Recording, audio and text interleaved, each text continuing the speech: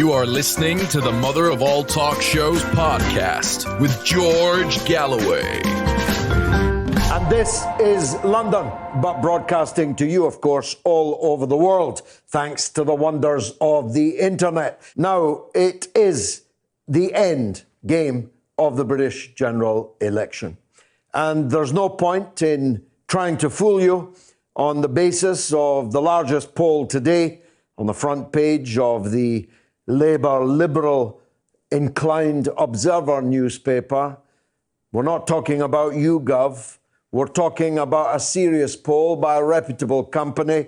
The Conservatives are 15 points ahead, which is landslide majority territory. Although that cannot take into account several other possibilities, one of which is tactical voting, one of which is people voting for whoever is best placed to stop or beat the Conservative, even if that party is not by any means their first choice. Neither can it take into account any last-minute final furlong obstacles that might come in the way of a Tory victory. But it has to be said at this distance, if JC wins on Thursday, well, it's a miracle, and he'll be able to walk over the River Thames on water and enter Parliament as the leader of the majority party. I'm going to rule out, for sensible purposes, the possibility of a majority Labour government, but a minority Labour government in a hung Parliament is the best that Labour supporters this evening are hoping for. And that, of course, cannot be ruled out. We'll be talking to the doyen of psephologists, political scientists, Professor Sir John Curtice, the daddy of them all when it comes to elections. We'll be talking to him very shortly indeed. The Sunday Times, as part of the tsunami of bad news, some would say fake news, that has dogged this election, says that if Corbyn loses on Thursday, he will resign and will seek to install through the National Executive Committee of the party his right-hand man, a right hand which has been up his back for the last few months, operating him, John McDonnell, as the next leader of the Labour Party. Just to organise a leadership election, you understand. Though, if I know John McDonnell, that may take some considerable time indeed. Now, the tsunami of bad news and fake news is a real thing. And one of the takeaways from this election is that you can't trust the so-called mainstream British media. Anyone who does must have their head buttoned up the back. I don't see myself why any of us should pay to be lied to. To be lied to is one thing, to pay for the privilege, something quite different.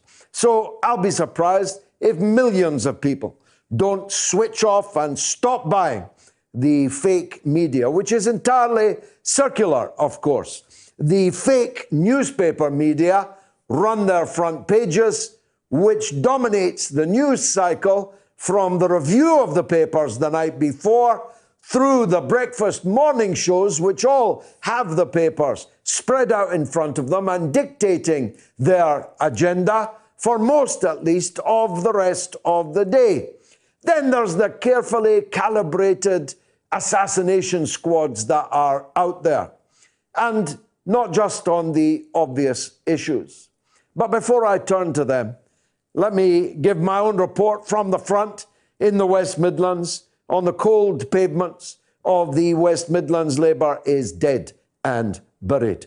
The so-called red wall has broken, and all kinds of places that haven't elected a Conservative MP, sometimes forever, sometimes for half a century, are poised to do so again. And they're going to do so on two grounds. The first is Brexit. And nobody watching or listening can say that I didn't warn them.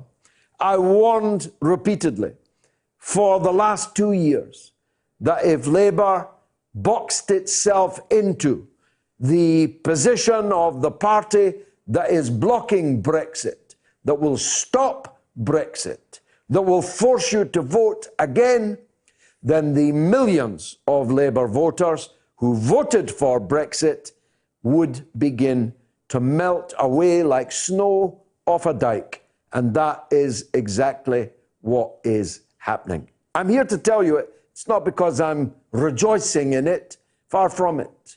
It's not because that's what I want to happen.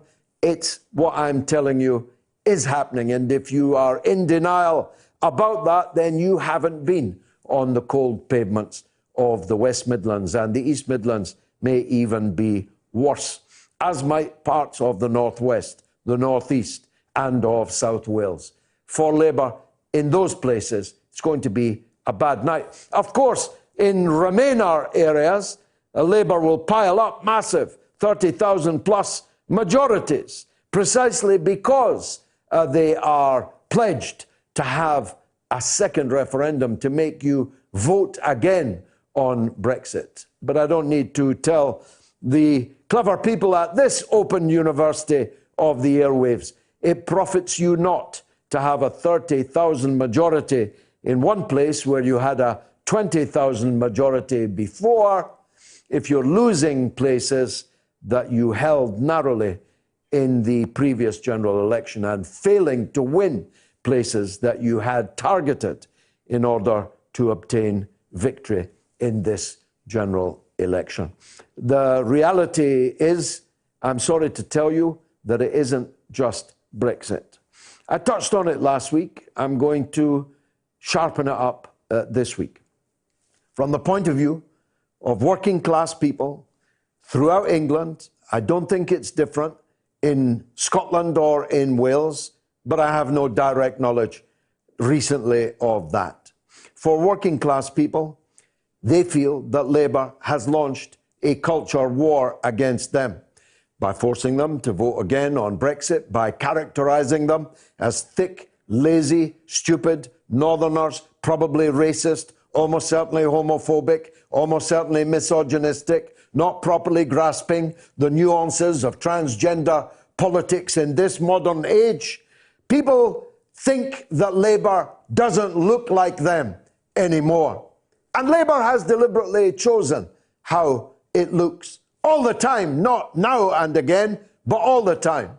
Their output, the seating arrangements on the Labour front bench, the choice of subjects to run on has far too often in the last nearly 5 years been a choice that has alienated Labour's traditional base.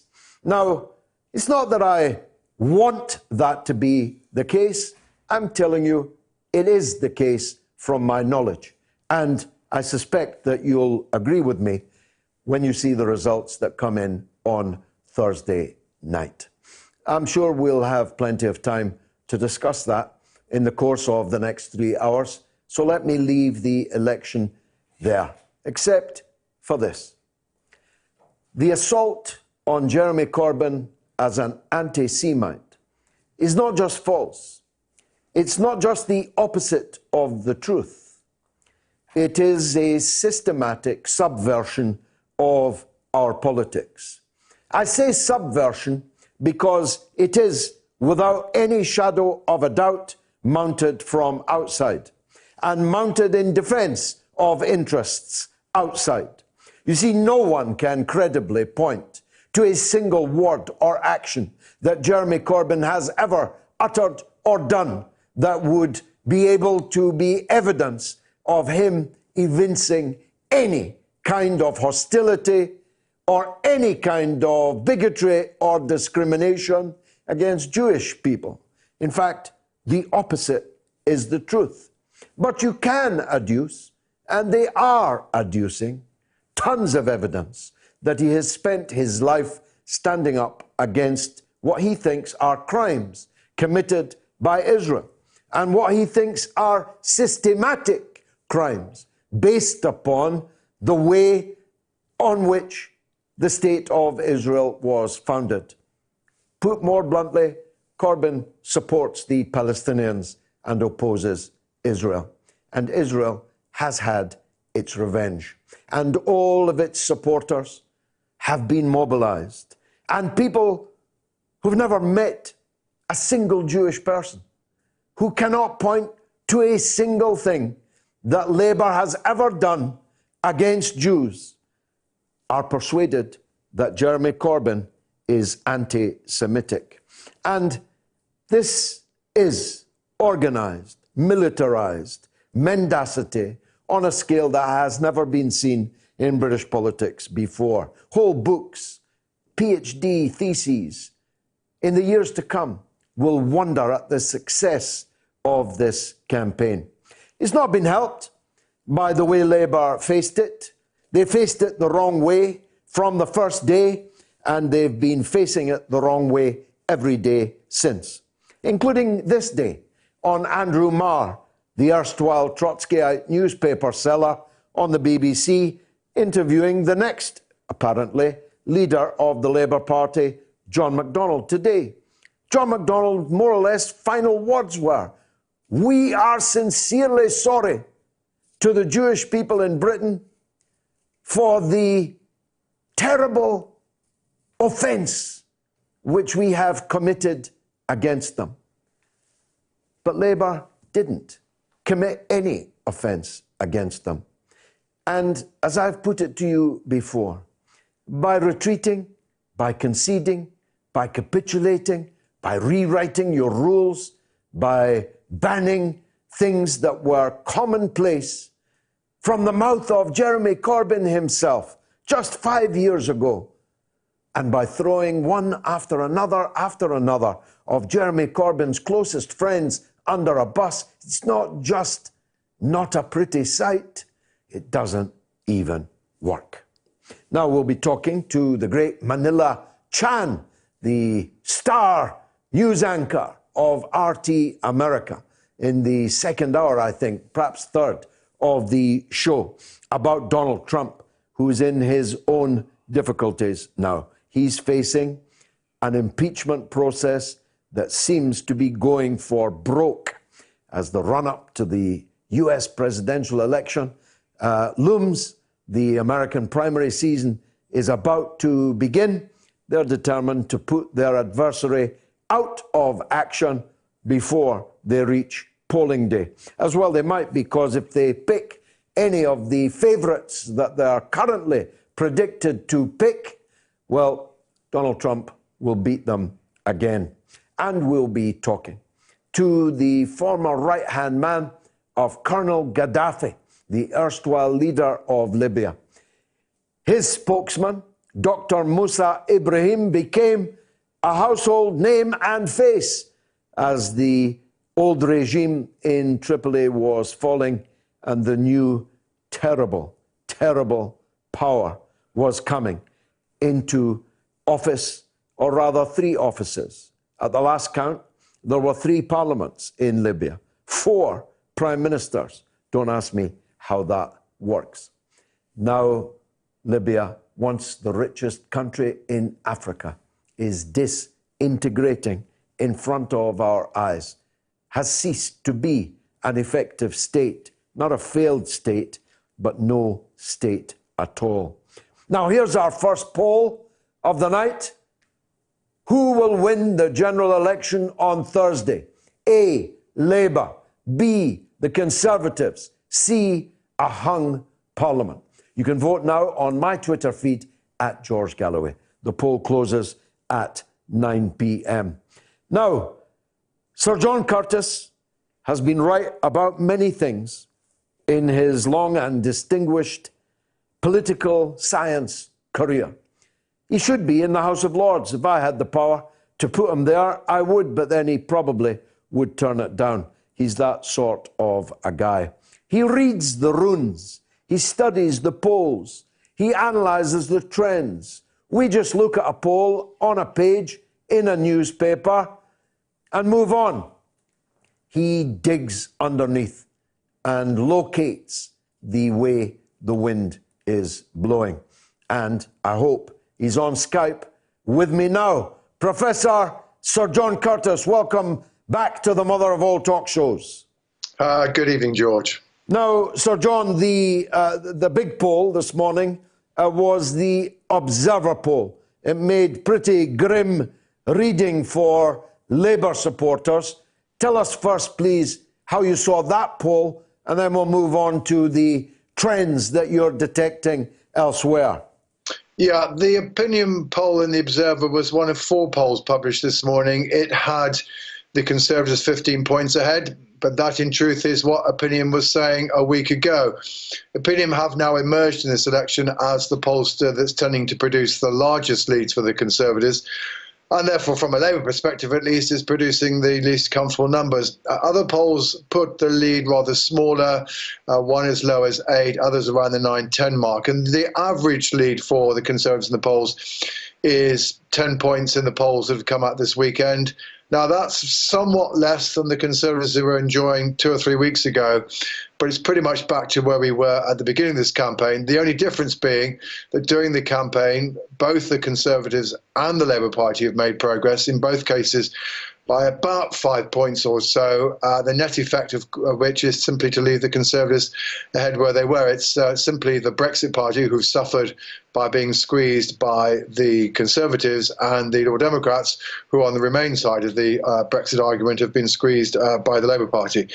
Those kind of poll numbers, 10-point lead or so, if that average is correct. Conservative seats about 350, majority of 50. A couple of other exercises that came out this morning which had done a lot of statistical analysing of the data using a now much favoured method for doing so.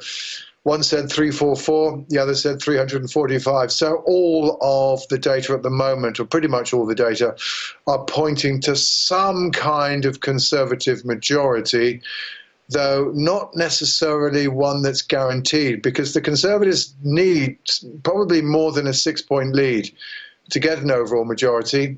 So 10 points is not so far ahead of that they can necessarily sit comfortably. And we do have to remember, insofar as this election is about Brexit, that there is no other party likely to win seats in the House of Commons that's willing to vote for Boris Johnson's deal as it's currently constituted. So if the Prime Minister fails to get a majority, then his deal could well be dead, and as dead as Theresa May's was beforehand. Well, we'll come on to what that would mean for next year. Presumably it means another general election. But before I go there, 10 points is... I know this is a very unscientific thing to say to a scientist of your note, but 10 points feels about what it is to me. That's my anecdotal, my daily experience. Mm-hmm.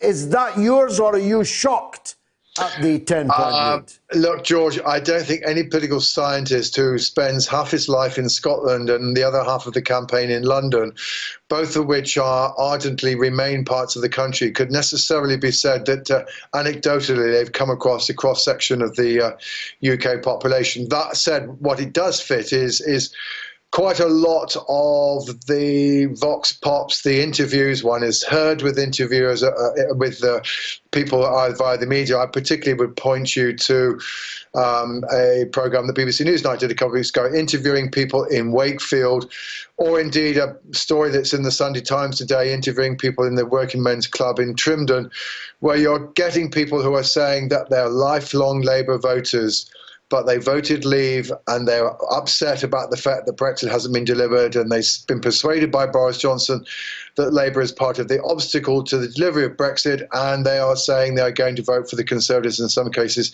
for the first time in their lives. And there is undoubtedly, there's a wall of seats out there from North East Wales through to Ashfield and Nottinghamshire, up to Durham, across to Cumbria with Workington.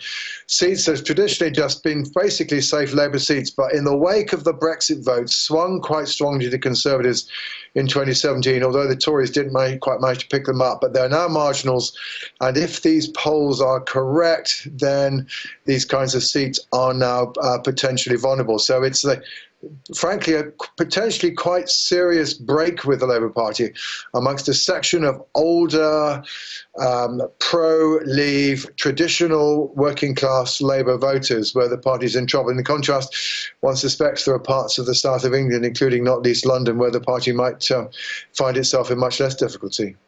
Any big scalps that you could predict would go if these polls, the average of them today, I mean, will there be a Portillo moment for anybody based on what you know so far? Well, the nearest I think we expect to a Portillo moment is probably Zach Goldsmith in Richmond Park.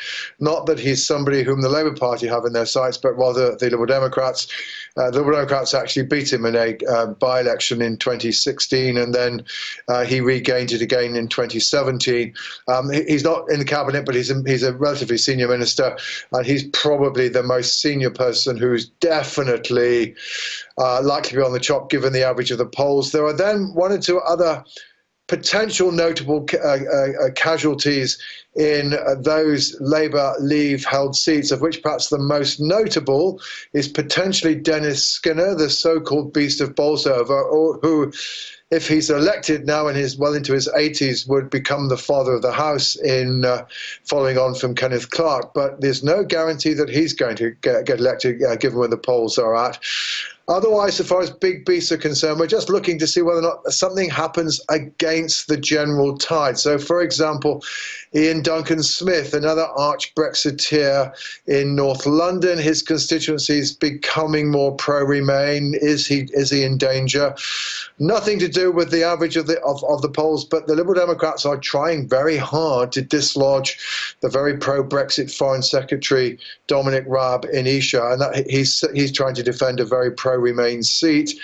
And there are one or two other key battles, very sui generis battles in London. For example, Chukwuemunu, the former shadow Labour cabinet member who's now fighting for the Democrats, having defected Labour over Brexit. He's trying to win the City of London and Westminster South, and the absolute heart of the capital, not somewhere that's traditional Liberal Democrat territory, but very pro-Remain territory. The polling's been done in that constituency suggests he isn't going to make it, but it certainly is unusual to see the Liberal Democrats challenging strongly in parts of London that hitherto, frankly, they've never really been much of importance at all. What about the likes of Yvette Cooper and Ed Miliband in the north? Would they be down on these kind of swings? They might. Neither of them have constituencies that look as though they would potentially go. Though one of Ed Miliband's neighbours, Caroline Flint, who, although originally pro-Remain, has been one of the Labour MPs most willing to vote in favour of Brexit, indeed voted in favour of Boris Johnson's deal on the second reading back in October. She is on the list of people who could potentially be casualties, despite her personal record on the subject.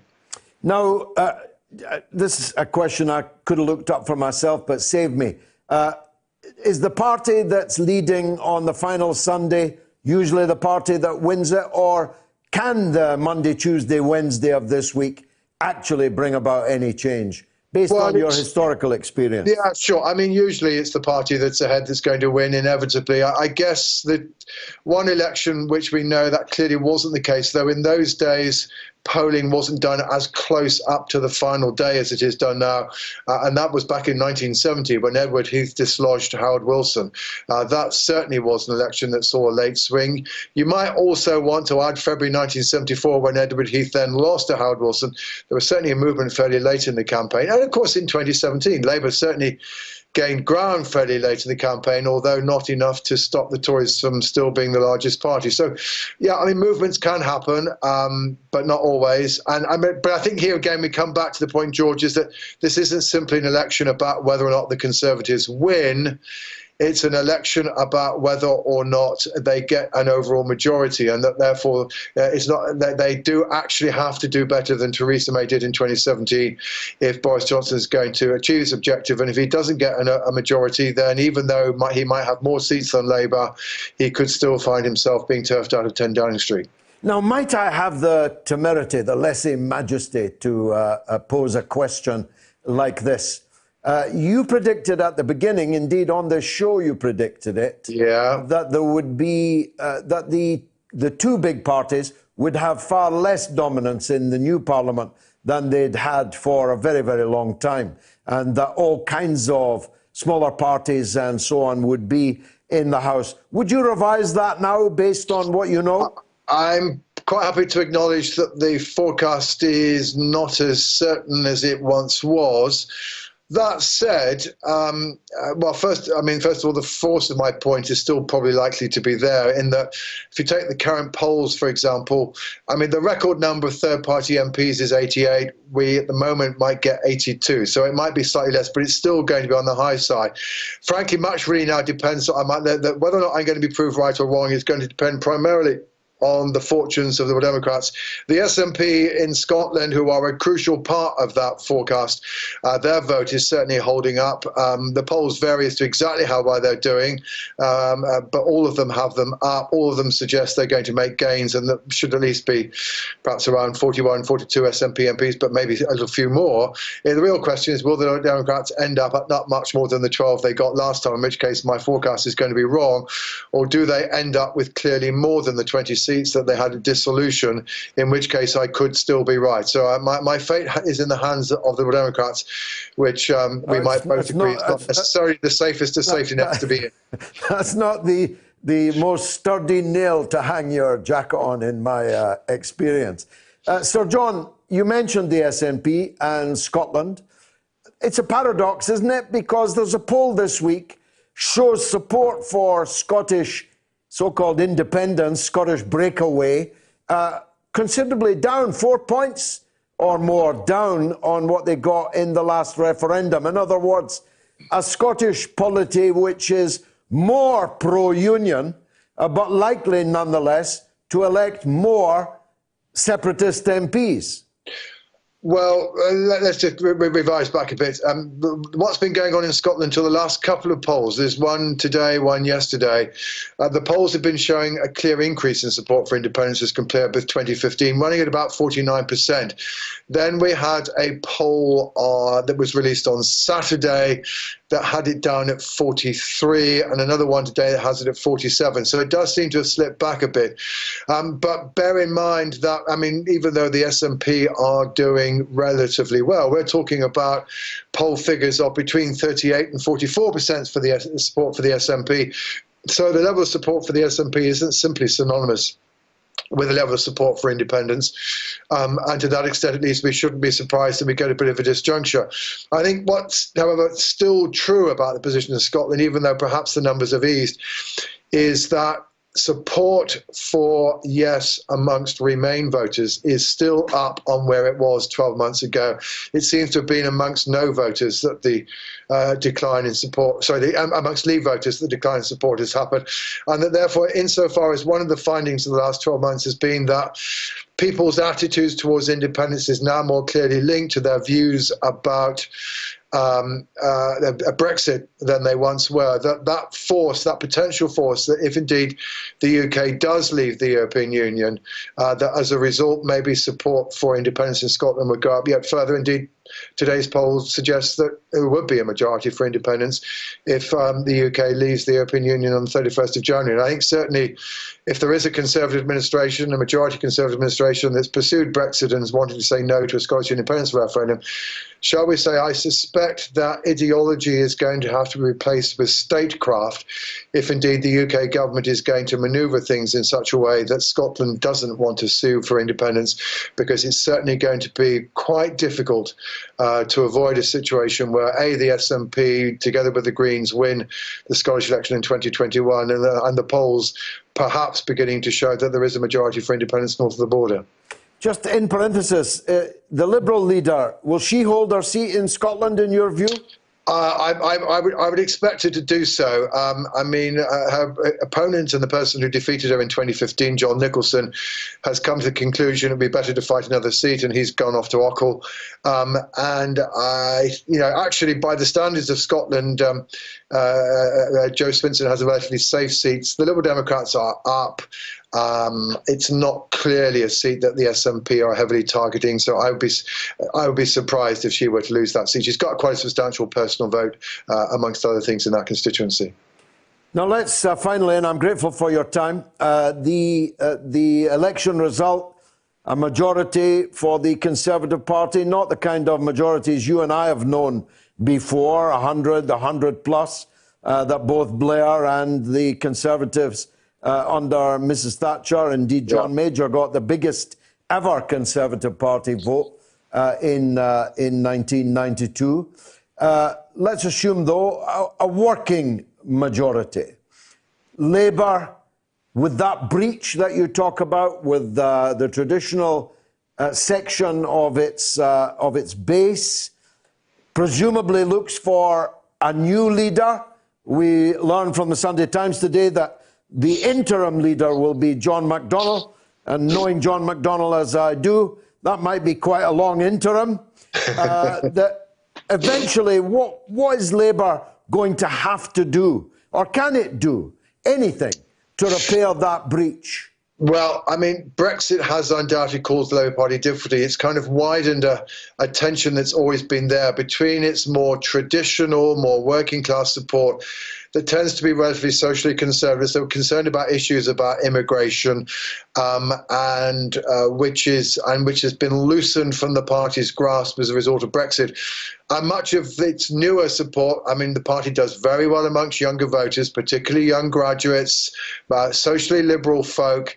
And that tension it's been going to be difficult for Labour to resolve for so long as our relationship with the European Union and the issue of immigration is central to the UK political agenda. And although the Prime Minister is promising to get Brexit done by the 31st of January, Brexit's not going to be off the agenda quite that quickly. So that is a problem facing the party. We could well see Labour doing relatively well in London, nothing like so well in its traditional heartlands, the north of England and the Midlands, and Labour's going to have to sort this out. I think most immediately the debate is going to, or the argument and the battle for power inside the party is probably going to be between a nominee who is reckoned to be close to Corbyn and the ideas that Jeremy Corbyn's been trying to pursue, so somebody like Rebecca Long-Bailey or perhaps Laura Pidcock. Or is it going to be one of those less left-wing members of the party, but who have been loyal to Corbyn and have remained inside the shadow cabinet, people like Keir Starmer or Emily Thornberry, who are perhaps rather more to the centre of the party, and it's a question of which of those two directions Labour decides to take. At the end of the day, Labour's real problem, however, is it's not so much its policies being too left-wing or whatever. Much of what Jeremy Corbyn and his colleagues have tried to espouse are quite popular. The difficulty they have faced is they haven't been able to persuade people that Jeremy Corbyn is somebody who could deliver that agenda, or indeed can deliver some fairly traditional things like running the health service. So the party, above all, has to find somebody, irrespective of what wing they're on, that's actually capable of convincing people that they will be capable of being this country's Prime Minister. Our poll, John, for what it's worth so far, 35% think Labour will win, 44% think the Conservatives will win, and 21% think a hung Parliament. That's an interesting, because I mean, that's 65% think either the Tories or hung. Your folk are much more optimistic for Labour than I would be. I think, to be honest, Labour's chances of winning an overall majority are virtually zero.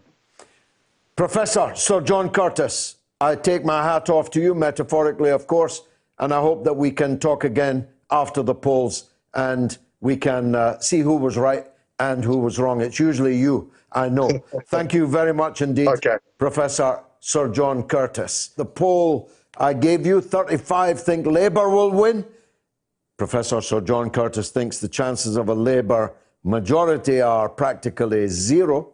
The Conservatives, 44% of you think they will win, and 21% think it will be a hung Parliament. All kinds of emails and tweets. Let me get through a couple, then we'll take a couple of calls. I see John Major is making headlines again. What is it with these people? He came, he ruled, he was disgraced, but he really does struggle with the need to simply retire somewhere and leave the rest of us alone.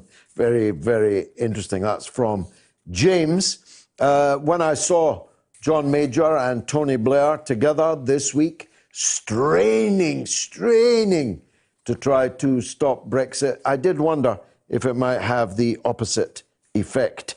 Tony says Labour became an Islington cabal and forgot their roots. They're more concerned about identity politics. The rest of us are too busy working to make a decent living to be bothered by such things. Brexit will ruin Labour. And Manfred, this is an interesting one. Been trying to contact you for weeks to let you know you have a following here in Havana, Cuba, where a bunch of us expats, I'm from Australia, despite the German moniker, others are from France and England, watch you every week on YouTube. I would gladly follow you to the barricades if asked. The ultimate test for us.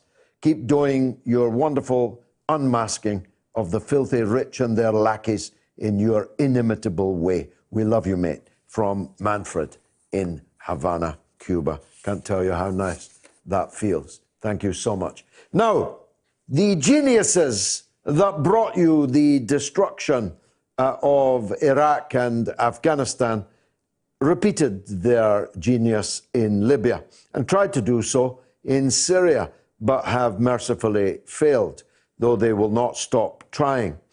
In Libya, which was the richest country in Africa, there is now virtually no state at all. The doors have been blown open onto the Mediterranean, and much of Africa is trying at least to head for the European continent, with knock-on effects in the political systems in countries like Greece and Italy and Spain and France, and of course, even here in Britain, though precious few of those refugees ever make it to this particular island. The consequences, though, for the Libyan people are far more grim. Libya became, for a time, and I don't think it has entirely ended, a slave market for black people who were literally being traded as slaves. The country broke into effectively 3, maybe 23 different emirates where warlords and their own militias ruled the roost. There are 3 parliaments, and there were at least 4 prime ministers. None of those parliaments controlled the territory beyond their own congestion charge area, and none of these prime ministers has more than a modicum of authority across the country. There is war, war, and war, where the people were promised peace, freedom, and democracy. You'll recall that President Sarkozy and the then Prime Minister David Cameron proclaimed all of that from a balcony in Benghazi. They wouldn't be able to restage that stunt because, well, no one is safe in Benghazi. The former Libyan Minister for Culture and Information became a familiar face and voice in the British media towards the end of the rule of Colonel Gaddafi. He is Dr. Moussa Ibrahim, and he joins me on the line now. Dr. Ibrahim, thank you very much indeed for joining us on the Mother of All Talk shows.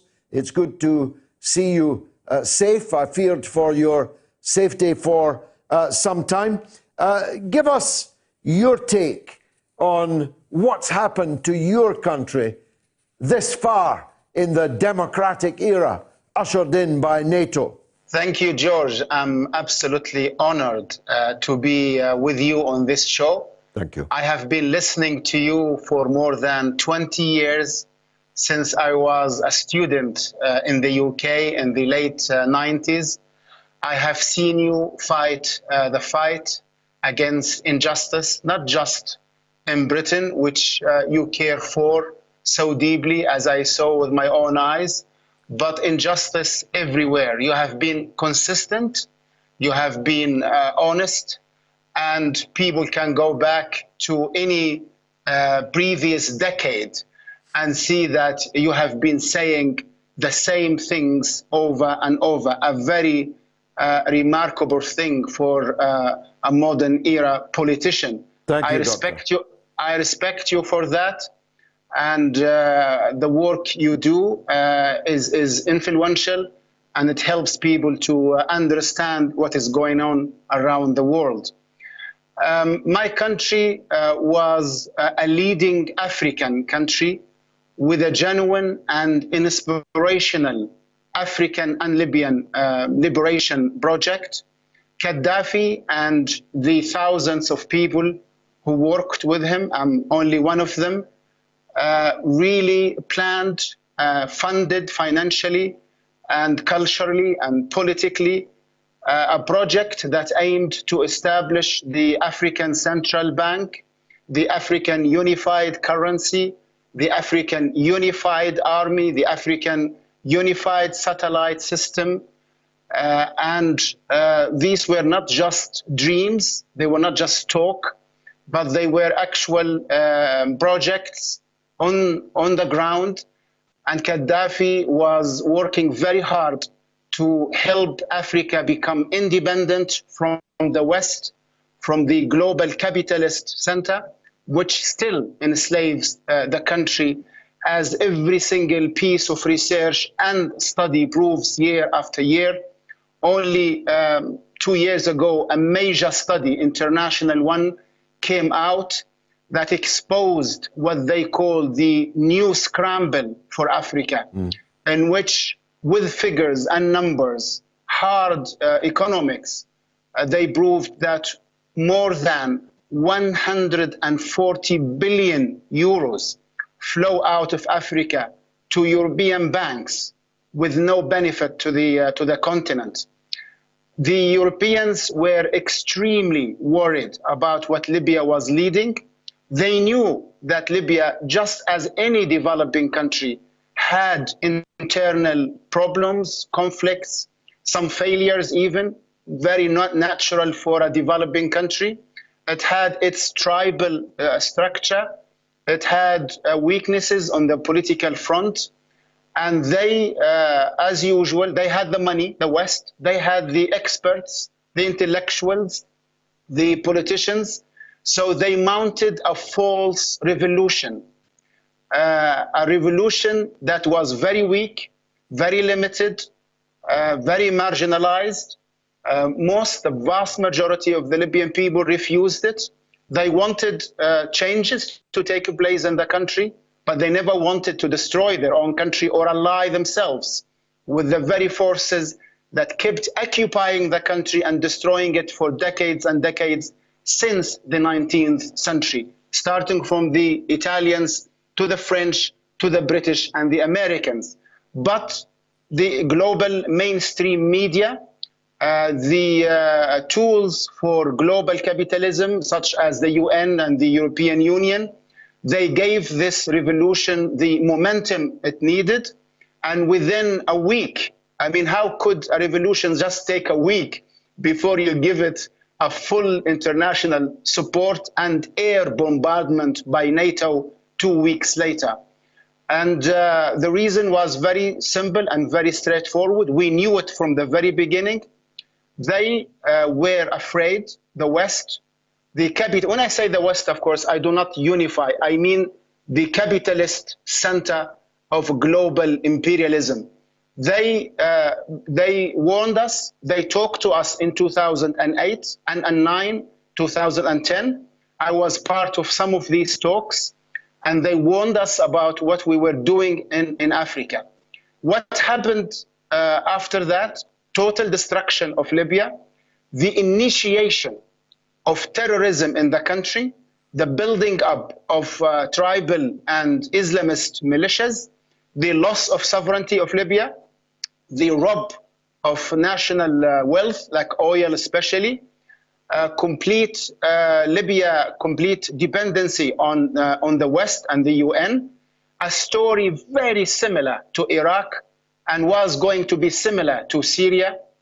And the results in Africa are even bigger, because all of the projects of liberation have stopped and they were replaced, George, by new imperialist projects. So instead of the African Unified Army, which Gaddafi supported with hard money, now you have the American African Command, and you have the French G5S military force in the west of the continent.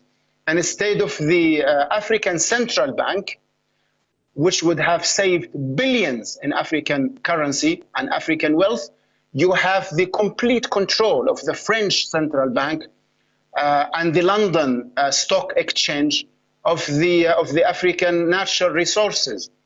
And instead of the African Union developing and becoming more solid, more powerful, now the African Union is a weak, marginalized organization that has no rule in the African continent. And all of this because the base country, Libya, and the leader who took it upon himself to help Africa liberate itself were attacked, were black-named, and their reputation was attacked in a very vicious way. The results of this throughout, 8 years, prove that everything we said and everything we tried to explain about what was happening in Libya was correct. Even the British, and I'm happy to say, this is something good about British politics, there's a complexity, there's a degree of difference and some color. The British Parliamentarian Committee, high-ranking, high-level, very well-funded, that worked for 2 years to examine the British intervention in Libya, came out with one major conclusion, that all of the accusations and justifications for the attack against Libya in 2011 were either completely fabricated or at least greatly exaggerated to mount this war against my country. Well, that's as powerful an opening series of shots as we've ever heard here on the Mother of All Talk Shows, and I'm grateful to you for it. That was truly a tour de force that will live, I think, in the ether, in the atmosphere, in the internet for a very long time to come. So thank you for that. One of the many powerful points that you made was the extraordinary phenomenon of the Western news media literally cheering on exactly the same kind of Islamist fanatic head choppers in Libya that they would be determined to shoot down dead in the streets here in our own country. We ourselves, and I was just less than 1 mile away when the Islamist fanatic Libyan British citizen, facilitated by the British state, rescued by the Royal Navy, given succor and comfort by the British state over many years, he and his small community, the Libyan Islamic Fighting Group, the clue being in the name. I was less than 1 mile away when he blew himself and all those little children dead apart, ripped them apart in the Manchester arena. So it's difficult for me not to get angry as I recall the phenomenon that you describe. Let me ask you, to what extent is Libya's current division a division that is tribally based? And to what extent is it based on interpretations of Islamism? Are there theological, ideological divisions between all these warlords? Or do they just wear their Islam on their sleeve to justify their own warlordism? Well, George, it's a game that the British and Europeans in general have perfected since first initiating it in the 19th century, which is basically to come to a particularly stable context that they want to rob.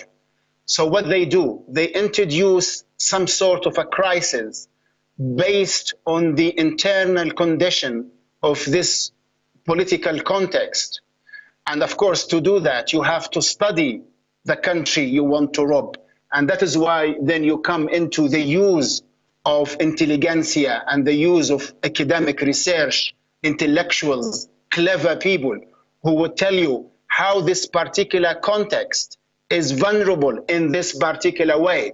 Think of India, think of South Africa, think of North Africa, think of South America. And for Libya, they studied the Libyan context, and they understood that although it's a very stable, very rich, very prospering country, but as any nation in the world, it has its internal vulnerabilities. So it has a tribal system that has worked well for decades. And it has the religion of Islam with its connotations with terrorism. And it has the oil wealth. And when you have a revenue-based economy, you have some sort of not very productive or participatory relationship to the economy as a citizen, but reliance on oil. And this is a weakness.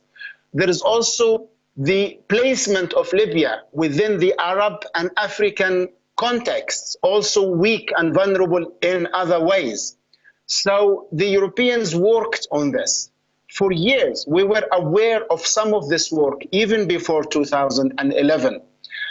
And when they came, they used the same Islamist threat. The British are very versed in Islamic terrorism. They initiated it decades, even from the 19th century in the Indian situation. And they knew the leaders of terrorism by name. Not just that, but it's a very well-known fact. This is not a revelation I'm giving to your audience. When the biggest and most dangerous Islamist terrorists came back victorious, of course, from Afghanistan, very well trained, very well funded, and feeling like with their spirits high because they defeated the Soviet Union, where did they go? Did they come back to Libya or to Saudi Arabia or to Syria? No, they went to Manchester, they went to Newcastle, they went to London, and they opened up mosques or dominated the already existing mosques.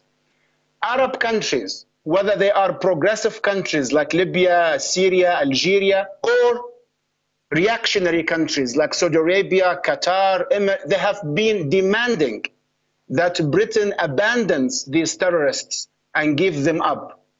But Britain never did, because it knew at that time that it had a powerful weapon that it could unleash against any government in the Middle East. And they did that indeed with great success in Iraq. They did that with success to start with, but then a failure in Syria, in Libya. All of the big names of Islamic terrorism, Abd al-Hakim Bilhaj, Ali al-Sallabi, Sliman al-Abedi, Abu Yahya al-Libi, all of these major figures with money, with training, with followers, all of them were based in Manchester, Newcastle, Liverpool, and other great British cities. So now they are being used within the tribal framework, because Libya, to get things going, you have to get the families and the clans and the tribes moving with you. Most of the tribal social framework is coherent and patriotic and refuses to collaborate. But as you know, George, to destroy a country, you only need 2 to 3% of that country collaborating with you. If you have you had like one terrorist attacking the public in Manchester, and the horror is too much to take. Imagine if there are 10,000. That's a minute figure, but 10,000 terrorists in a country like Britain, they will make life impossible. And this is what happened in Libya. They have these thousands of terrorists collaborating with a small, limited number of tribal clans or families, supported and funded greatly by France, Turkey, Britain, and Italy, especially, more than, for example, the States. The States is less involved for its own reasons. And then what you want them to do is just to spread chaos. And then what you do, you manage this chaos. You manage it so it does not hit you back, or if it does hit you back, it hits you back in a way that you can bear it. that your system, your powerful capitalist developed system, can take it in. And why do you do that? For many reasons. One of them, to keep Libya or any other context weak and unable to become independent or spread revolution, genuine revolution this time, in a bigger context like the African one. And secondly, to plant terror and horror in other countries and other genuine leaders who can ever or could ever think about becoming independent from the West. And also to test the ground for new political systems that would finally submit to the West. So the West now is not sure what government to support in Libya, what faction of society. They want to prolong the crisis so they can rob the oil for more years, so they can sell more weapons as they do. They do that in Saudi Arabia, they do this in Libya, secretly, of course, in Libya, because it's banned by the UN. And they test the waters for what kind of political system, what kind of culture they should finally support and make victorious, so they guarantee that a lasting heritage of dependency, of subordination takes place in the country and becomes the heritage and the culture of that country, instead of Gaddafi's heritage, which is a heritage of revolution, of resistance, of liberation. This interview will live long in the memory, as I say, certainly in mine. I'm sure I speak for the audience. One final question, Doctor.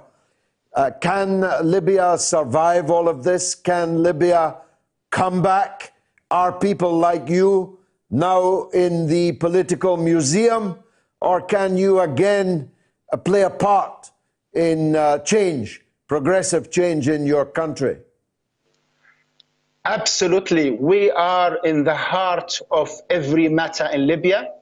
I assure you, George, I know this can be a little bit hard to see from outside, but the vast majority, and when I say the vast, I mean more than 80–90% of the population are unified against the Western imperialist project in the country. There are internal divisions and some differences. But for example, now the Libyan army, the Libyan armed forces, they have gathered most of the tribes in the country, in the east, in the south, and most of the tribes in the west. The only pockets that are controlled by the West are in the capital and 2 or 3 other cities around it. And they only resist the advance of the Libyan armed forces, supported by most Libyan tribes, because of the heavy funding and the arms, the advanced arms that are given to them by mainly Turkey, Italy, and France, with major diplomatic support, not weapons, but diplomatic and financial support from the UK. We are now in 2019 stronger. We are much more optimistic. Our spirits are very high. The culture of liberation, the heritage of the Green Revolution of Libya, Gaddafi's revolution, lives on. The West, they know that. They started a year ago negotiating with us, talking directly to us. I have met many of the leaders of the European Union and European politicians face to face, and they always say it, that they know that Libya is gonna go back to the culture of liberation, to the ideas of Gaddafi. They just want to have some sort of an agreement with us, so we do not go back to our African liberation project. They are extremely, George, concerned that if their robbing of African natural resources stops, this will be the biggest crisis that Europe will face for a long time. So I assure you, resistance is there, and we are winning the battle. We are winning the hearts and minds of our people, and we are advancing step by step and building up our new Libya, and we will be victorious, and we will come here and talk about it one day, George. God willing, I could hear a cheer breaking out across the audience, across the world, for that wonderful final statement. Thank you very much indeed, Dr. Moussa.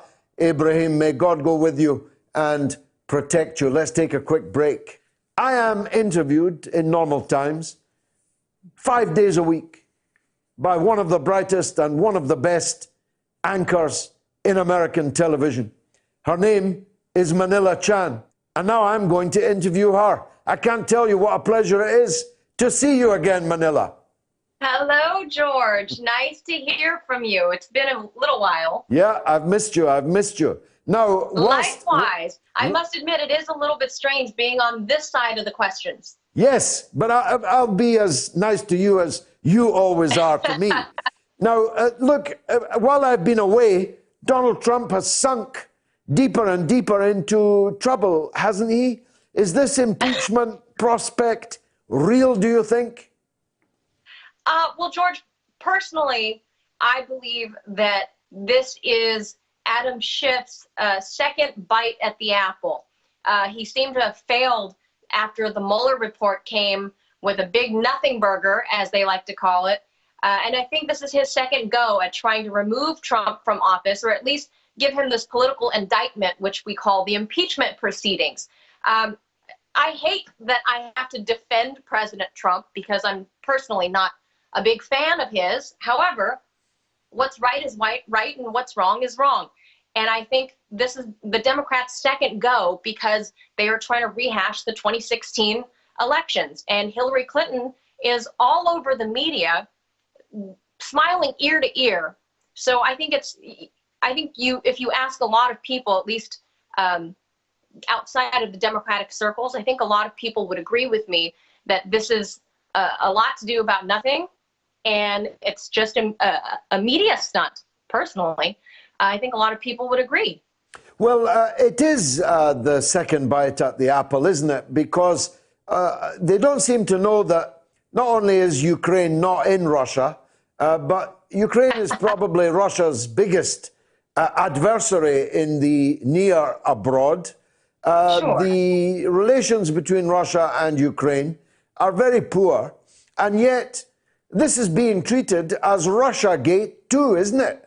That's right. It absolutely is. I think people still have a hard time remembering that the Cold War is over and that the USSR is no longer, especially with all this talk of NATO. And I think a lot of people conflate the different issues going on between NATO and the Mueller report / Russiagate to now. It should be really, if the Republicans are listening here, they should really dub this Burisma Gate. If they really want to brand this for Joe Biden and swing the pendulum in the other direction, they really ought to remind the American viewer that if Joe Biden were not running for president, would Donald Trump's ask be prohibited? Would that be wrong to find out that there was any American corruption going on with Ukrainian corruption? What is wrong with that apart from Joe Biden running for president? Well, I can't understand why the Democrats can't see that in any impeachment proceedings, the most likely person to be effectively impeached is Joe Biden. It will kill his presidential run because his family is up to their neck in the corruption and the scandal that is Ukraine-gate. I agree 100%. But somehow Joe Biden and his family are getting a pass. And they're getting a pass at this because the American mainstream media is so overtly Joe Biden friendly and so left leaning that they're willing to skew the facts and overlook very glaring, obvious truths about what was happening with Hunter Biden because they want to insulate Joe Biden because he's the media darling and Trump is not. Simple as that. Now, you mentioned NATO earlier. It was here, of course. The circus came to town. There were precious few elephants, but quite a few clowns. And there was a lot of laughter, much of it at Donald Trump's expense. And he seemed to leave in a bit of a huff, we call it here, in high dudgeon. Is that how it looked from over there? I believe so. I think for both, since this is, I'm going to call it a two-party system because that's really what we have. Anybody outside the Democrats or the Republicans really don't stand any chance, at least not in this political climate. But both parties, I think, can agree that the U.S. looked bad. Donald Trump made the U.S. look like a clown. It showed that the big players in NATO, Germany, France, the Queen Anne who was there, or Princess Anne rather, who was there, they don't take him seriously. Justin Trudeau's jokes about him, nobody stood up to defend Donald Trump. I think this showed the lack of respect that world leaders have for him, and they just kind of politely smile along to his face because guess what? The U.S. contributes something like $3.8 billion into NATO every year. So they smile and nod along with him, but behind his back, they clearly don't respect him. Mm. Now, you're unable to show preference, but I can. I'm a Bernie Sanders supporter myself. How do you see his chance of winning the Democratic Party's nomination? I tell you why I ask. I saw a poll today which shows him on track to win in Iowa and get off to a really flying start. Do you think Bernie Sanders can beat Joe Biden? I think if it were a fair fight, George, Bernie could win. If this was a fair election, it could win. If the DNC didn't have it in for him back in 2016, and this is now carried over now going into 2020, the DNC does not want Bernie Sanders to win. He's a disruptor. He overturns the apple cart all the time. He's known for doing that in Congress, and the DNC doesn't like him. Joe Biden is not a disruptor. Joe Biden is part of the system, and they like that. The same way Hillary Clinton was just next in queue, if you will. So Joe Biden is now the anointed one. My prediction, if you ask me, I know you didn't directly ask, but if you ask me, my prediction is that Joe Biden is going to get the nomination because the DNC has made him the anointed one. Well, if you asked me and you didn't directly, but let me answer the question you didn't ask me. If it's Joe Biden versus Donald Trump, I think Trump wins again. But George, is there anybody that the Democrats have that can really, truly take on Trump? Yeah, well, I think Bernie could. I think he's the only one that can beat Trump. I think Bernie had the wind beneath his wings in 2016, and then he was shot out of the sky by the DNC and Hillary Clinton. Unfortunately, I think the feeling on the ground here is Bernie's wings have been clipped since 2016. There's a new Democratic Party here, George. The Democrats have swung.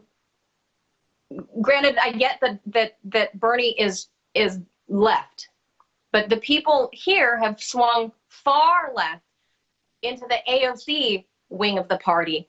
And even Bernie hasn't gone that far, but he's kind of been corralled into that corner. I think a lot of people are now fractioned because of that.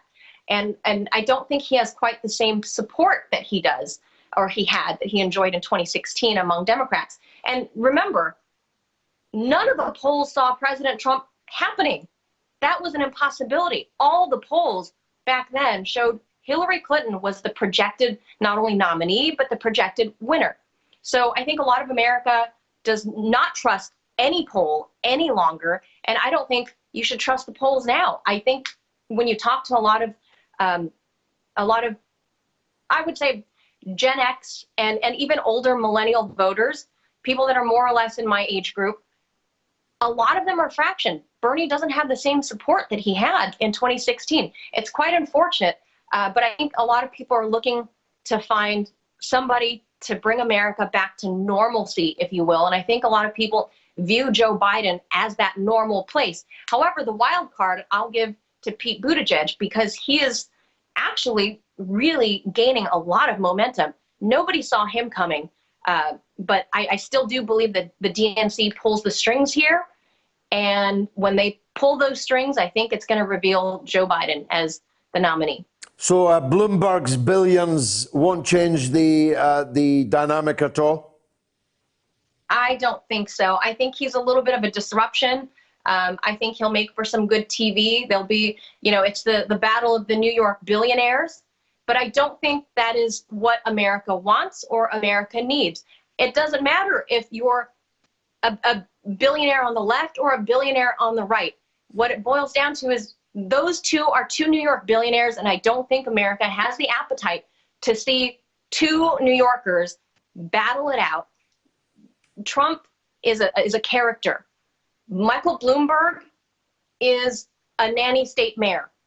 He wants to control your sodas. He wants to control how often you go to the gym and how large a pizza can be. Nobody wants that in the U.S. He's not going to get enough support in the middle of the country. That is where you win elections. Michael Bloomberg, with his billions of dollars, paying for his billions in television and radio and internet commercials, I don't think he's going to be able to swing the middle of this country the way President Trump did, unfortunately. Manila, I can't tell you what a delight it is to talk to you again. I look forward Likewise. to seeing you again soon. And the very best. Likewise. Manila I presents... wish you the best this coming week, George. How exciting. I hope so. God willing, we'll all be back together again soon. Now, I'm joined, as you can see, by Adam Garrie, hashtag Ask Adam. People already asking in their droves. Let me run through some of them. With regards to the United Nations Climate Conference in Spain, COP25, I wonder if you can make Adam address the issue of carbon quota or carbon credit. As the cleverest man in England, he should be the right man to talk about this with authority, because it doesn't make much sense, at least not to me. Nor me, actually. I don't think it's supposed to make sense. This is from Sindre Hepso in Norway. Hope you can make Adam address this.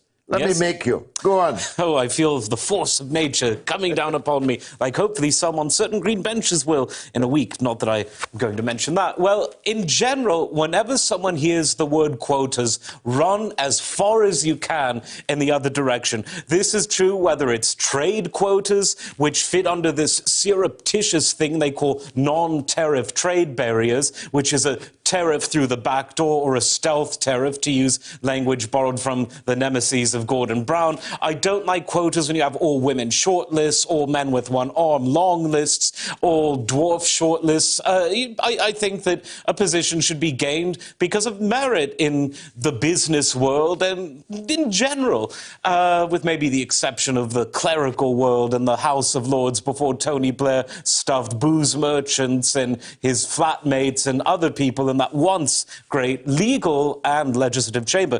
Now, as for this carbon quota stuff, it's a lot of rubbish, and I'm actually going to say something nice about Mr. Corbyn, which people probably weren't expecting, but of course, this is Piers Corbyn, the brother of the leader of the Labour Party. He makes a point, and he's a scientist, that carbon, he calls it the gas of life, I believe he calls it, because it's good for the trees. Through the photosynthetic process, they absorb it, and it's food. Carbon is plant food. And so the idea that we need to limit carbon is itself a fallacy. And another point that my favorite Mr. Corbyn makes is that an increase of carbon in the atmosphere isn't the cause of changing temperatures, but it's the result of naturally occurring temperature changes. So the idea that one can artificially enforce a quota of how much a natural substance is protruded and exhausted into the atmosphere is simply ludicrous. These people are attempting to play God, and when those have given up on faith and think that they are gods on earth, they quite frequently start to typecast themselves in that way. There you go, Sindra. You thought you might have stumped him, but you didn't. Andy Omega asks, what's your verdict on Farage modifying the Brexit party to the Reform Party. Will it carry momentum and political influence? Well, I've been vindicated. I said that Farage is something of an 18th century liberal, and now he's sort of transitioning, as everyone does these days, into a sort of Gladstonian figure. Now, Farage and Gladstone have some similarities. They both started out life in the Tory party, though everyone tends to forget that because they were much more famous outside of the Tories than in. And the other thing that's similar is they both went to the radical liberal, mind you, not the socialist, but the radical liberal left the older they got, always believing in free market economics. And so these are some interesting parallels between the two of them. So frankly, if a Gladstonian party led by Farage were to replace the Joe Swinson party, which is neither Lloyd George, Asquith or Gladstone in its... Neither liberal nor democratic. Quite. It's a bit like the Holy Roman Empire of parties, and I think it may suffer a similar fate at the ballot box. But yeah, I mean, I'm quite the opposite of a Gladstonian liberal, but if it does what it says on the tin, and if he can admit that it's a Gladstonian liberal party, sure, why not go and replace the Liberal Democrats? You'll have as much, if not slightly more success. I should say Adam has absolutely no idea that, of the questions that I'm posing to him. Here's another one. Evening, gentlemen. With the general election night, thus likely a Labour defeat too, do you believe it's the end of the road for Project Corbyn? If so, who do you envisage wresting control of the Labour Party long term? I think it's going to be less of a wrestling match than sort of someone crawling out of the desert on all hands and knees only to be told that the water fountain has run dry, possibly because of too little carbon in the atmosphere. I think that there is going to be, assuming that Johnson's Tories win, which is a fair assumption, as Sir John was saying earlier, I agree with much of that. I think that there's going to be a segment in the Labour true believers that will want Corbyn to continue. And there'll be a minority numerically, but they'll be very vociferous in their chants and in their expressions of why Corbyn should stay on. Ultimately, though, I don't think he will.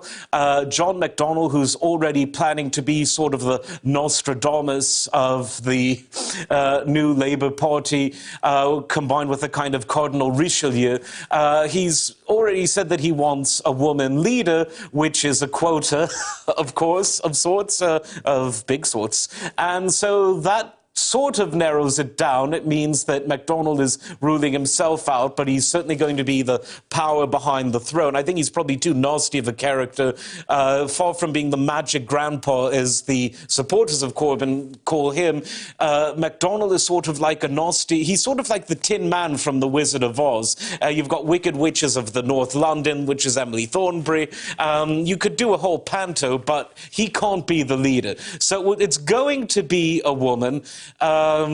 And just to make things ever more horrifying, we were supposed to Brexit on Halloween. That didn't work. But to keep that spirit up, some say, and I don't think she'll get through, that Jess Phillips, the woman with the endless mouth, might... Jess Phillips will definitely be a candidate. Yes, I mean... She'll be on the ballot. The Socrates Impersonation Festival of Central Birmingham wouldn't be the same if she had to resign her role to lead the Labour Party, but I don't think she'll get in, even though she has the only qualification that John McDonnell cares for, being born without male genitalia. Liam Ryan says, ask Adam, how's your infatuated support for imperialist pawn Duterte holding out? Far from being an imperialist pawn, he's probably the most sovereignty-minded and anti-imperialist president that the Philippines has ever had in its modern history. I would actually compare him to Jose Rizal, one of the national sort of founding fathers of the original anti-colonial struggle in the Philippines. So there's really no answer to the question, since it's a preposterous presumption. Duterte is hated precisely because he pursues a neutral foreign policy that places prosperity for his people, who are far more impoverished than they should be, over entangling alignments. Now, our poll number 2 of the evening: who would Boris Johnson fear most in a face-to-face? A, Andrew Neil; B, George Galloway; C, Duncan Ferguson. Is Joe Swinson not on the list? For me, it would be Duncan Ferguson. I think anyone would fear to face him. Well, I don't know what kind of voice just came to me there, but somebody in here doesn't know who Duncan Ferguson is. The whole gallery doesn't know who Duncan Ferguson is. Duncan Ferguson is one of the most magnificent athletes, footballers, ever to play on this island. He went from my hometown of Dundee United to Glasgow Rangers. Hard luck, lads, in the cup final today. And then he went south to Everton and became a club legend. And now he's the interim manager. And they beat Chelsea 3-1 on Saturday, an occasion marked by Big Duncan, as he's known, picking up the ball boys and literally twirling them round his head. His house was burgled by two idiots who imagined that they could take on Duncan Ferguson, and he hospitalised both of them. Well done. And then another two idiots tried to do exactly the same thing, and he hospitalised both of those. Doubly well done. He has 4 convictions for punching people. He's a man of conviction. So that's who Duncan We Ferguson need conviction is. politicians. A conviction football manager. Anyway, you can vote on my Twitter. Andrew Neil, George Galloway, or Duncan Ferguson. Let's take a call from Austria. Yvonne in Austria. Welcome, Yvonne. Hello, George. How are you? It's an honour to speak to you. Thank you very much for taking my call. No, thank you. Thank you very much. We don't get many calls from Austria. Thank you. No, I'm following you all the way from Austria since your beautiful speech outside Belmarsh Prison, actually, for June. I meant before that, but yeah, that was really amazing, the speech. Wonderful. But, thank you. I have to say, I like, you talk about a man of conviction, that's you, I think, and talk about Tony Benn a lot. I actually managed to see him speak in England. Yeah, wonderful. He was the greatest of them all. Yeah, so I'm a bit of a stalker, so to speak, so I follow you around. Well, you're very, very welcome. I watched you on Friday night at the West Bromwich East at the Working Men's Club. Yeah, we had a really good audience. Actually, the biggest meeting we've had was absolutely packed, and people can still see it on YouTube. Yeah, it was really lovely. Yeah, thank you.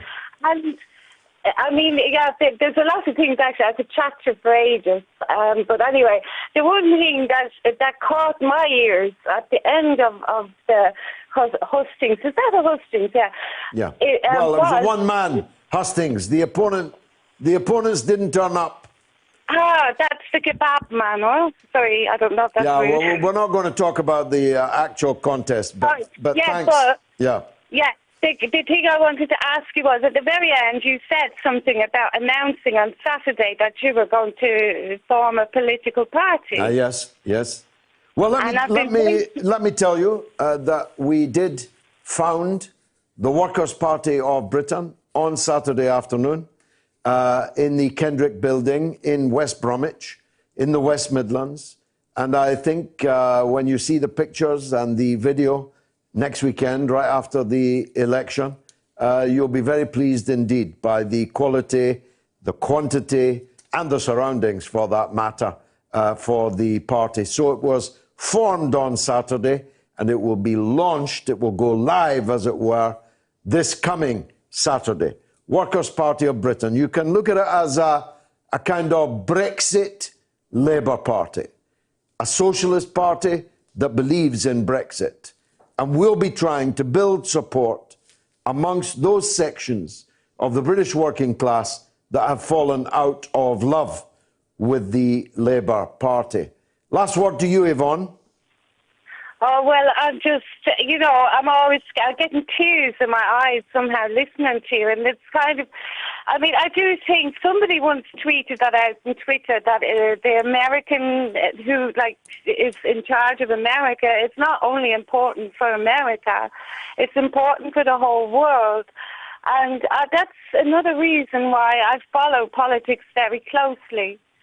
And hearing that you're going to do that, I think that's what Britain needs. Really, it needs a new party. It needs honesty. I mean, the world needs honesty, doesn't it? God bless you, Yvonne. What are you doing in Austria, incidentally? Are you working there?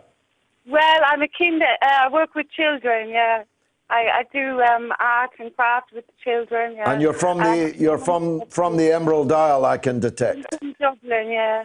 How wonderful. A lovely Dublin accent. Thank you very much for all your kind words and thoughts. Let's go to Roy in Brentwood. Go ahead, Roy. Oh, hello there. Nice to hear from you. And you, lovely. Sir. Thank you. I admire you very much for your honesty and integrity. I've followed you for years. Thank you, Roy. I just asked you, like, to ask this question. When they refurnished the banks in 2002 after the subprimer, 455 billion. Yeah. Big B. Yeah. Capital B. Yeah, capital B, billion, yeah. Wouldn't it have been better to refinance the public services and put the money into the economy rather than give it to the banks who paid themselves bonuses afterwards for their incompetence?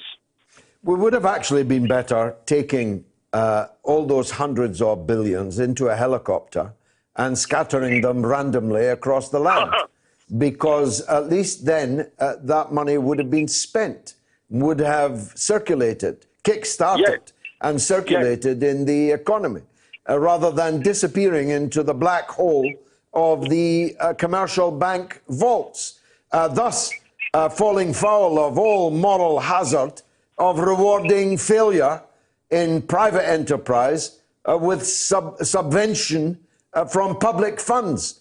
The very opposite, Adam, of what capitalism is supposed to stand for. Well, quite right. It's not capitalism at all. It's a kind of, it's a banker's socialism. And it's appalling. As someone who's a libertarian free marketeer, with a few exceptions, I'm not a doctrinaire in any field, but I'm generally an economic libertarian, it was absolutely perverse what happened. When the shop round the corner folds, you don't get a government-subsidized bailout. When someone defaults on their debt, they don't get a government-subsidized bailout. So why should these banks, which operated under the worst practices, took a system that was already appalling called fractional reserve banking, and they just multiplied it to such grotesque levels of sub-economic vulgarity? If anyone deserved to fall, and fall badly, it was these people. It's the Jimmy Cliff theory of capitalism. The bigger they are, the harder they fall. But not when you have this banker's socialism. Yeah, well, they were too big to fail. Bankers too big to jail. Well, the Jimmy Cliff theory of economics, which is a pure free market model, would disagree with that. But Gordon Brown, who then went and preposterously said that he saved the world, felt otherwise. But no, these and banks... the former Trotskyite, Alistair Darling. Quite right. Whom I first encountered at Waverley Station, pressing Trotskyite tracts on bewildered railwaymen. Well, it's not that much of a stretch, because Trotskyites are in love with power. They hate individual freedom. They hate working class people speaking for themselves. They hate tradition. They hate just about everything I like. But they like the idea of control. And what better control than to fuse a supposedly thriving banking industry with the government? It's Trotskyism with, to borrow a phrase from Vince Cable, with a pinstripe veneer. Well, last word to you, Roy. Yeah, well, I agree entirely with you. The fact is they blame the Tories for this, but the fact remains it was Gordon Brown that basically lent this money to the bankers for their incompetence. Yeah, he didn't lend it. He gave it gratis. He just gave it, and they didn't even take seats on the board. I recall vividly Alistair Darling saying in the House that I've never been a believer in the government having a chair at the boardroom table of private banks, and I rose to say, oh, yes, you were. I first met you pressing Trotskyite tracts on bewildered railwaymen in Waverley Station. Roy, thanks very much for that. Let's take a quick break. Who would Boris Johnson fear most in a face-to-face? A. Andrew Neil, B. George Galloway, C. Duncan Ferguson. You can vote on my Twitter feed. ArtSpeak Central says Libya today is a broken country. due to America and its grubby allies. And Jonathan Hands says the Western imperialist forces were determined to destroy Libya. And Yinka says Gaddafi was loved across Africa. His death set back the continent, but at least it has achieved one thing, waking up a sleeping mass to the cold reality that crooks intend to rape the land. Here's one from Angela in Newport. What do you think's happened to the man in the double-breasted pajamas, namely Jacob Rees-Mogg? He's obviously gone into hiding. He has, isn't he? Well, he's campaigning in his constituency and posting some rather amusing things on Twitter, but all of a very innocuous and anodyne nature. But essentially, some of the stage managers of the Tory party that haven't yet been shown the exit that came in during that ghastly era of Cameron, they're trying to stage manage this campaign, which is one of the worst campaigns there's ever been. It's only saving grace the Labour campaign has been even worse, which is to say nothing of the Lib Dem campaign, which is like watching a bus go over a cliff backwards, only to see that the sea's been drained because of global warming. With Joe Swinson on the side of the bus. With mouth wide open, like a shark ready to attack. Yeah, the Tory high command, the boring men in grey suits at Tory HQ, have kept him out of the limelight because of a frankly misunderstood statement that he made about the Grenfell tragedy on another radio show. And I think it's rather stupid because he's one of the most articulate and more amusing figures they've got, and by God, they could use a dose of interesting and articulate in this campaign. Do you think he's out of favour if the Tories get back? Will he be dropped, or is he just being parked for the duration? I think he's just being parked for the duration because his position on the front bench is one that isn't so much concerned with policy or interacting with the public. He's the leader of the House of Commons, so this is about constitutional law and theory. It's about procedural issues. It's about as far from a populistic kind of position as one could get. So if there's anywhere that these sort of sweaty men in grey suits would feel comfortable with him being, it would be in that position. Yeah. Let's hear from Ian in Hounslow in London. Ian, go ahead. Hello, George. Nice to hear from you again. Yes, it's good to speak to you. I just want to pick up about Brexit and the Remainers' virtue signalling and saying all Brexiteers are these sort of troglodytes, knuckle-dragging white racists. Now, there is a stream on YouTube called Navarro Media, and a young chap called David Waring blaming Brexit and Brexiteers for the news being preoccupied with Brexit to the exclusion of all other matters, including the tragedy of Yemen. Now, you pointed out the disgraceful behaviour of the nearly 90 MPs on Labour who were absent on the early day motion to put forward an arms embargo on Saudi Arabia over Yemen. Now, those 80-odd 90 MPs, two-thirds of them are Remainers and a third of them are Labour friends of Israel. Almost all of them voted for the war in Iraq and almost all of them voted against the investigation of the war in Iraq. I've contacted David via YouTube and he hasn't had the decency to reply. Well, I have nothing to do with Novara Media, which seems to me to typify precisely the culture war issues that I was talking about earlier in the evening. So I'm not able to guide you on how to get any redress from them. But the news is worse than you think. It wasn't 80 or 90, it was well over 100 Labour MPs, and it wasn't an early day motion, which is a meaningless declaration on a piece of paper. It was an attempt to legislate on the floor of the House, introduced by Jeremy Corbyn, to suspend all British arms exports to Saudi Arabia until an investigation had taken place as to their illegal use in the slaughter of civilians in Yemen. It was a 3-line whip, and well over 100 Labour MPs voted against it or abstained, broke the 3-line whip that Mr. Corbyn had maintained. Now, I argued then directly to him that this was the moment to go for the Blairites, to take the whip away from them, to suspend them, to make it impossible for them to be Labour MPs again. Because what could be better territory for a Jeremy Corbyn figure than a group of MPs actively supporting the most reactionary, vicious, vile, head-chopping, crucifying, torturing, obscurantist regime on the earth, namely Saudi Arabia. I would love to fight enemies on that terrain. We had gay Labour MPs lining up with Saudi Arabia, where they throw gay people off the top of buildings. We had women Labour MPs standing up for Saudi Arabia despite the imprisonment from dawn to dusk, from daughterhood to adult and motherhood of women citizens of Saudi Arabia being effectively incarcerated in their own homes, in their own families, and to their male relatives. What better territory would there have been for Jeremy Corbyn to confront and defeat the Blairites than that?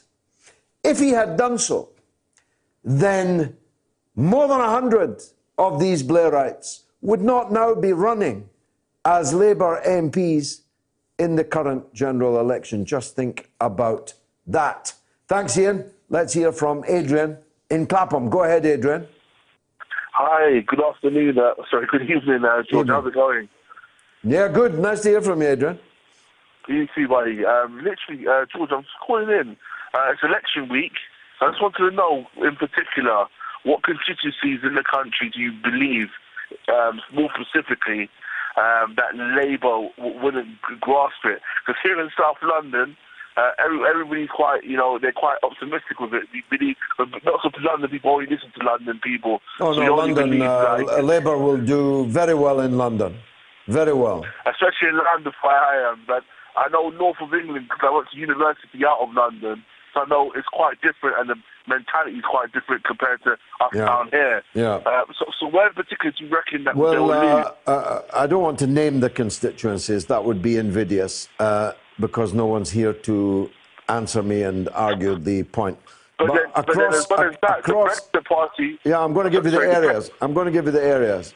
Right across the West Midlands, the East Midlands, the Northwest, the Northeast, North-East Wales and South Wales, Labour will lose seats going down like dominoes. That's my prediction. But then the Brexit Party, they've lost four Conservative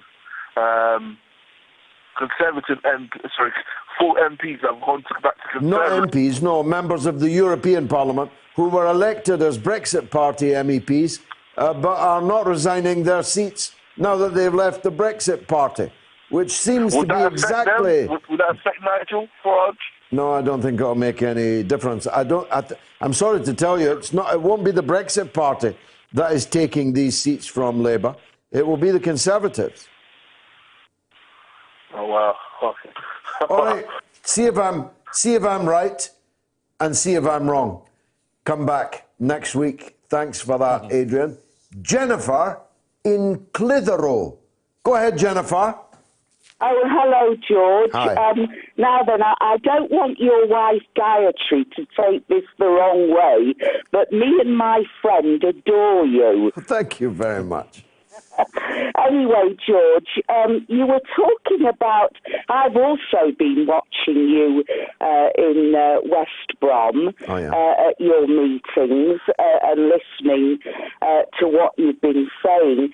And I know that you mentioned about a new party, and it sounds a marvellous idea, but it reminded me of many years ago when Arthur Scargill had formed the Socialist Labour Party, and of course you'll remember this very well. It was all in after the aftermath of the dreadful miners' strike and Tony Blair and all the damage that had been done to the Labour movement. And actually, I remember I'd actually joined the Socialist Labour Party then at the very early stages, but it never really got off the ground, George. And so I wondered what you thought of this now. It's a very, very good. It's a very good question, Jennifer. The lateness of the hour doesn't allow me to do it justice entirely. I would say, in short, that Arthur's idea was at a time that hadn't come. It was premature. It was exactly at the rise of New Labour and the leadership of Tony Blair, which captivated large sections of the party's membership and, for a time, large sections of the electorate. The writing was on the wall, but the working class couldn't see it yet. After now 25 years or more, I think that the writing is still there, and more people can see it. That the Labour Party is now, whatever you think of it now, it is about to move decisively to the right. That's the only way it can react to an anticipated defeat of Jeremy Corbyn. And moreover, that's the only way it will react. They will not elect, indeed, anyone to the left of Jeremy Corbyn couldn't even get on the ballot paper to be a candidate, to be the leader of the Labour Party. So the spread of leadership candidates will be from, roughly speaking, Angela Rayner to Keir Starmer and Emily Thornberry. It will be someone on that spectrum that will be the leader. Then they'll start to blame Corbyn for his international positions, his opposition to war and nuclear weapons and so on. And in other words, Corbyn will be scapegoated for any defeat that occurs on Thursday. So the Labour Party will be moving right and will be moving in an increasingly anti-Brexit direction. So we intend to stand on socialist politics and embracing Brexit and its opportunities that it affords us. Jennifer, forgive me, I can't come back to you for more than a minute, but please give me your last word. Wonderful, George. I wish you every luck with it. I truly hope that it's successful and that this is the historical time for it, and that Arthur Scargill just was wrong at that particular. It was a matter of timing. Now, Arthur kept the name Labour. He's the only person in the country other than Labour that's allowed to use it. But I'm sorry to tell you that's not the asset that it once was. How's the poll doing? Andrew Neil, 35%, down 1. George Galloway, 45%, up 1. Duncan Ferguson, a wise 20% of you. Now, you can still vote until 10 o'clock on my Twitter feed on that. G.J. Woods, if Jeremy Corbyn was in complete control of the Labour Party's direction, acting out his views on the EU that he had for decades when he sat next to George, standing for the working class along with socialist policies, would you support him or still back Boris? Hashtag ask Adam. It's one for you, Adam. I would back whoever had the harder Brexit and a possibility of winning.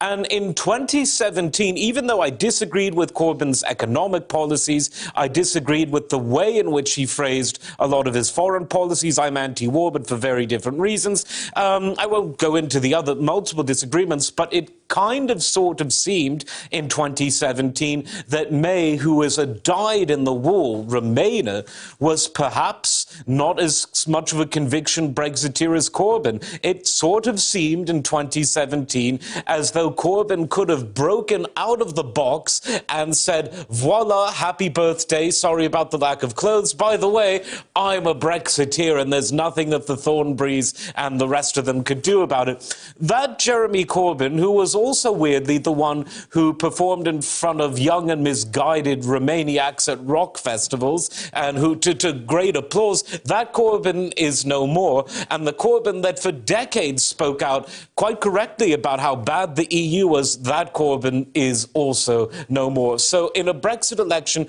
I favour whoever wants the hardest Brexit who can actually win, which discounts some of the smaller parties, I have to say.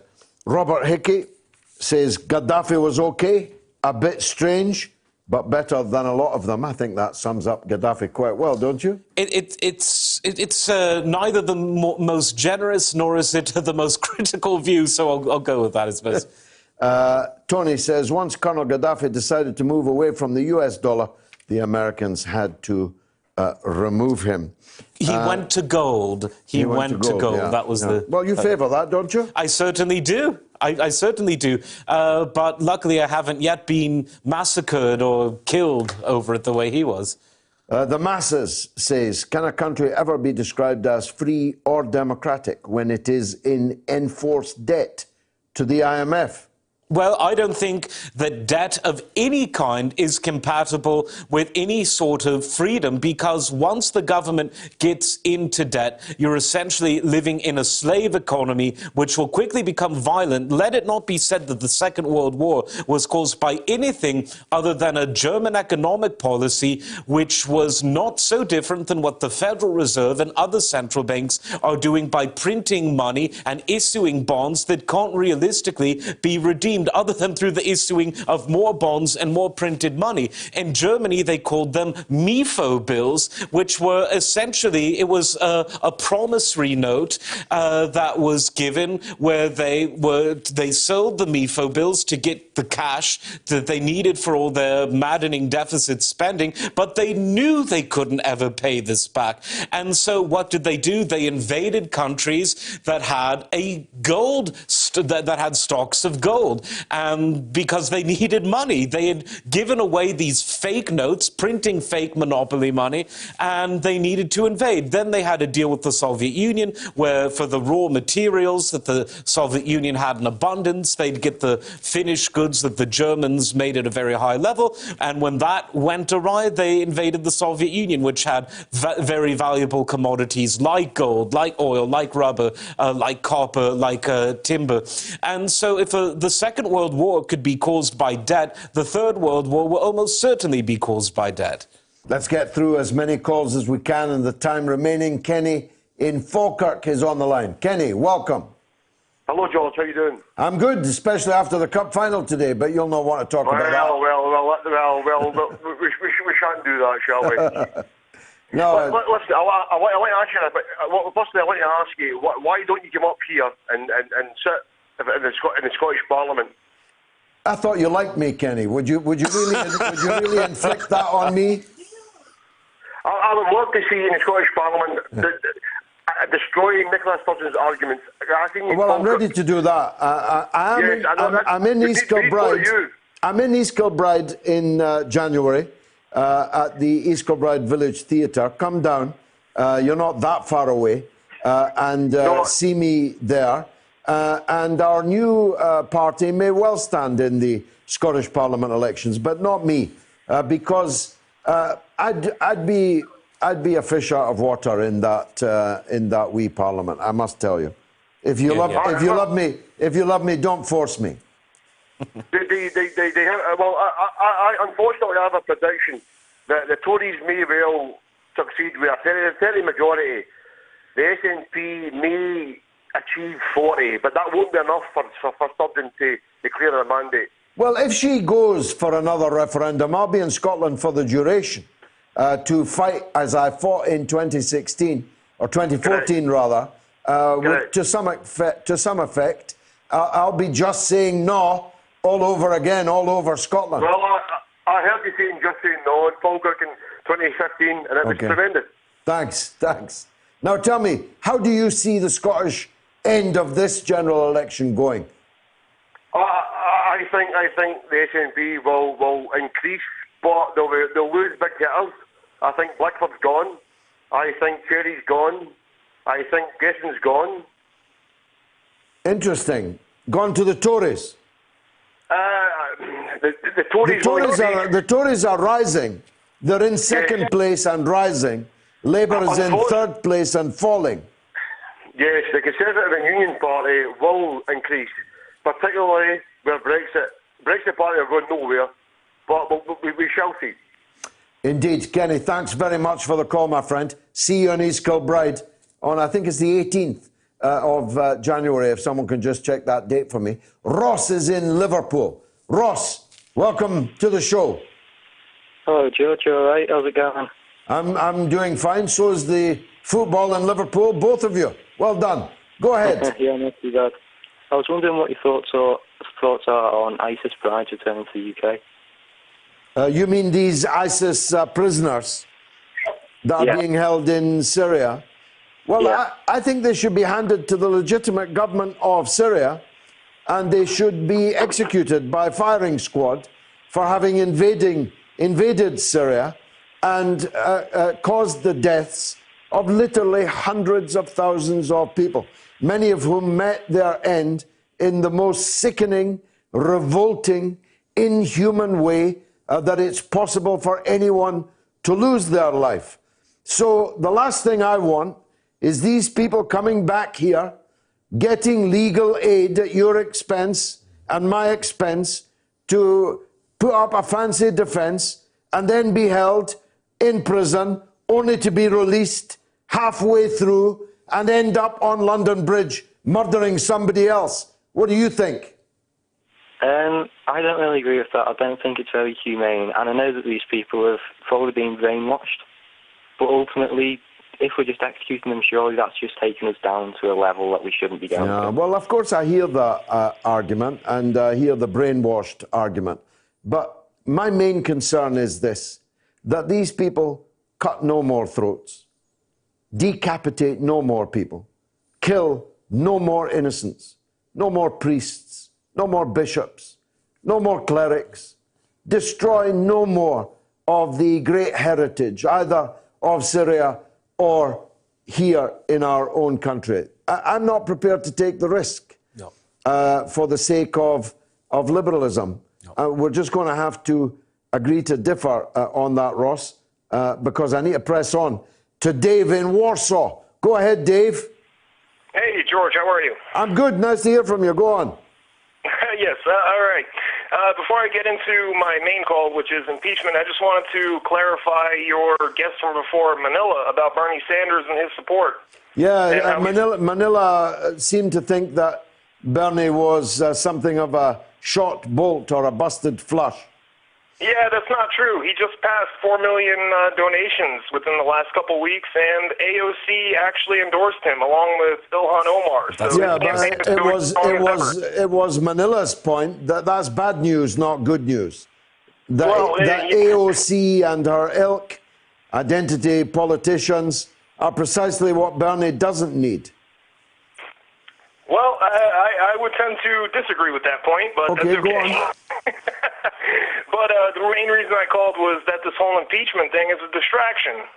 The reason why I say that is while the Democrats are doing their dog and pony show, the things that you don't hear about is that the Democrats actually in the House just passed the Patriot Act. They extended it. And not only that, overdoses and suicides overtook car accidents as the leading cause of death.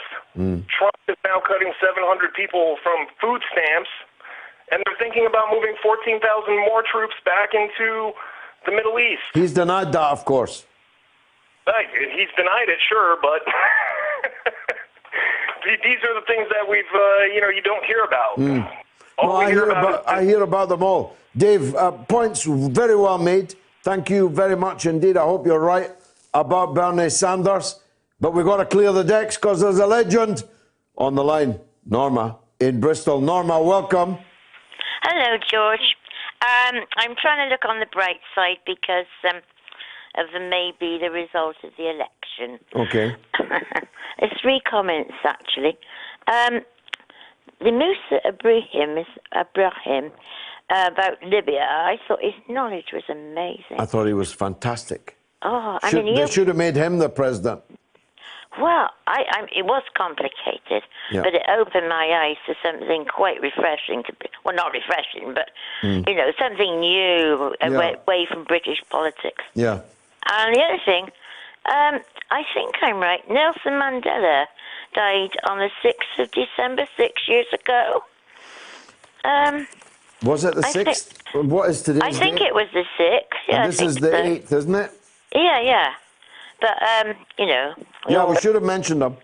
Yeah. I'll scold the gentleman who should know better, who drew up the important dates. I'll scold him when we're finished. Anyway, go on. Just the last one.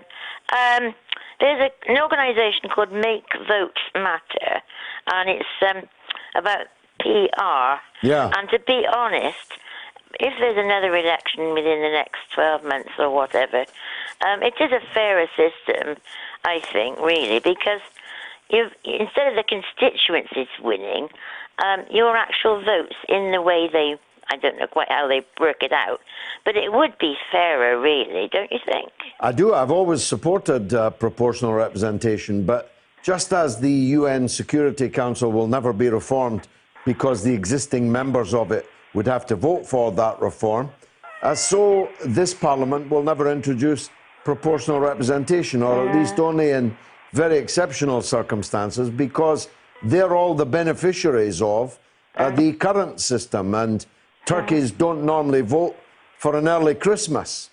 So I wouldn't hold your breath for that happening, but if the hung Parliament that at least a quarter, maybe more, of you are hoping for, half of you may be hoping for, if that comes to pass, we will be into another general election next year. I'm absolutely sure about that. Aren't you, Adam?